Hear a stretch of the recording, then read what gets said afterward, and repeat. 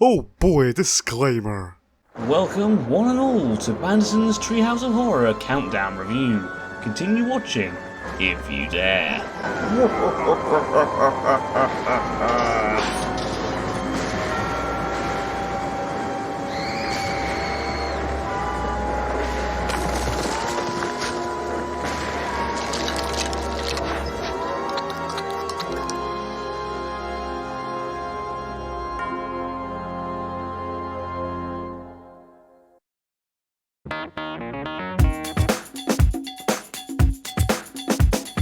Kicking off Treehouse of Horror 29, we see the Simpsons family on vacation in a small New England town. I'm not even going to try and pronounce that.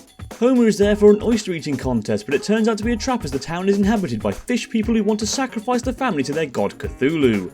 Homer demands his eating contest, which he inevitably wins. After winning, he wishes to eat Cthulhu as his reward, which he is granted. Homer then bursts the ink sac, which splatters out and makes the title card. This is a fun little intro. It's not overly long and has some funny moments, such as Cthulhu's offerings. I'll give you whatever you want. Immortal life, whale watching where you actually see a whale. The visuals are also stunning. The town looks lovely and I love the looks of the creatures. I also think Cthulhu's animation is great. Overall, a solid intro.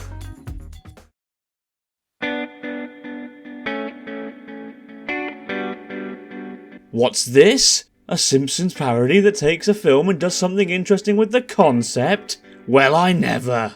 This segment is a fun parody of Invasion of the Body Snatchers, but it has a nice social commentary on technology and mobile phones becoming addictive. Case in point, people are too busy looking on their phones to notice their planet is being invaded by spores sent to Earth by plant aliens. Hell, one of the aliens unmasks in front of the crowd, but none of them see it because they're too busy looking at their damn phones. Seeing the crowd of people cheering over the two generic colours that the new MyPhone comes in really sums up Apple users in my opinion. So yeah, Earth gets invaded by spores which grow plants that absorb people, creating plant versions of them. Not gonna lie, this segment is definitely eerie. I wouldn't say it's scary, but it is unnerving. The animation is also awesome, especially when it comes to people being absorbed. This segment also features probably Lou's best moment in the entire Treehouse franchise, even if it is pretty brief. The comedy is pretty on point too. Not only is the commentary of technology addiction a good laugh, but just the reactions of some of the characters as they're being absorbed is incredible. Shout out the comic book guy's self-aware review of the segment. Oh great, an homage to Body Snatchers, which in itself was a rip-off of The Thing. This will be the last word I ever say. Simonus! There are some great visual gags too, such as Otto becoming a marijuana plant. Eventually Bart and Lisa get caught and we see Lisa go through some sort of paradox. Then she awakens to find out that the aliens weren't trying to harm them, but actually help them by transporting them to a technology-free utopia. I have to give credit where it's due, I didn't see that one coming. The aliens and their planet are really well designed too. I'm giving Intrusion of the Potty Switchers an 8.5 out of 10. It's not just a great parody, but it's funny, well animated and genuinely good satire of phone addiction.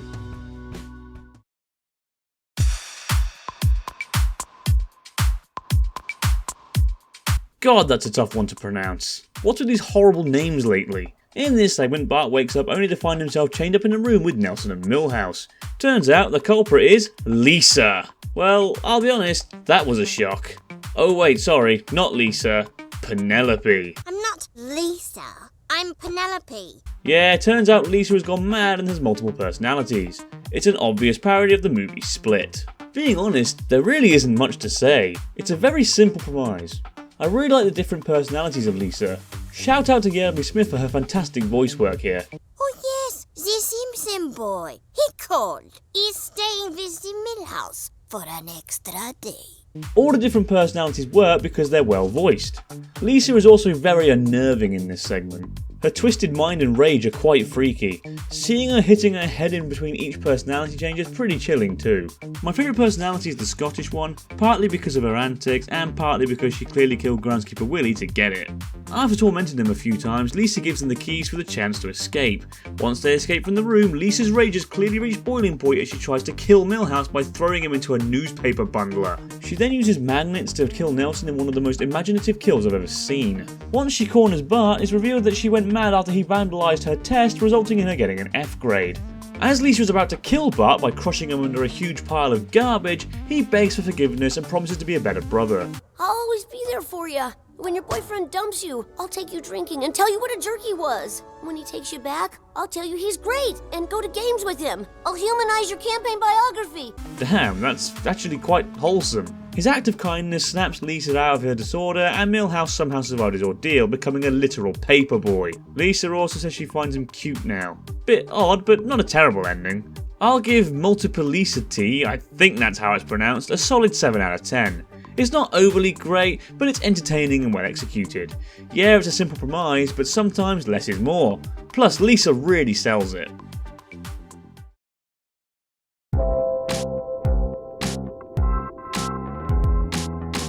So the first segment had the animation, the second segment had the performance, and in the third segment, Geriatric Park has one of the main things that makes Treehouse of Horror episodes stand out: the imagination.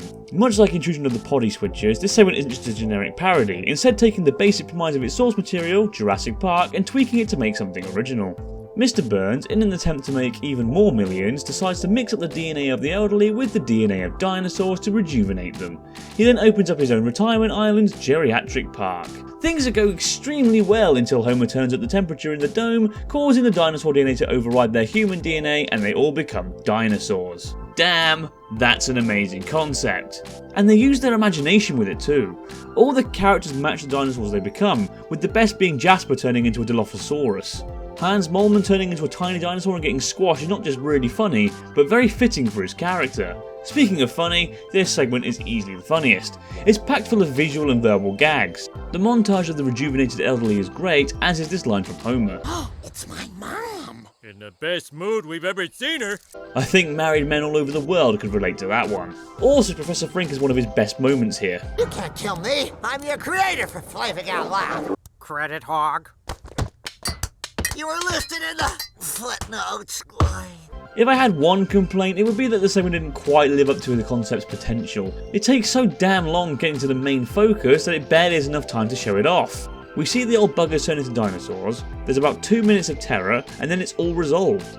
Lisa bravely confronts Grandpa and says she wants to hear about his opinion on everything, which calms him down. Yes, it turns out that all they wanted was to be cherished and respected. I'll be honest, it's a bit of a weak ending. It's wholesome, sure, but it's a bit underwhelming that this situation is solved that easily. I wanted to see old dinosaurs fighting each other and killing people. Instead we get 2 minutes of roaring and a sweet ending.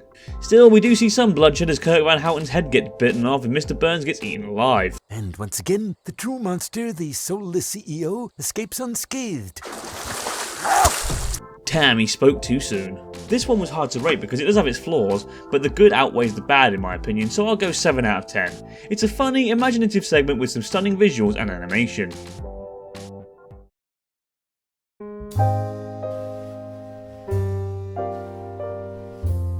Well, I can't deny, this one did me a solid. It's by no means a great Treehouse of Horror installment, but it's good enough. All 3 segments were enjoyable and well done. The animation was stunning throughout, and the writers did more than just make lazy parodies of everything. They actually put the effort in and did something unique with the source material. What a shocking revelation! I'm giving Treehouse of Horror 29 a 7.5 out of 10. It delivered in many ways and was entertaining to watch. Sadly, it didn't match up to the status of some previous installments, but it did a good enough job. And that's it for this video and this review. Do you agree with me, or do you think I'm a personality short of dissociative identity disorder? What do you think of Treehouse of Horror 29? Let me know in the comments below. Thanks for watching, I'll see you next time.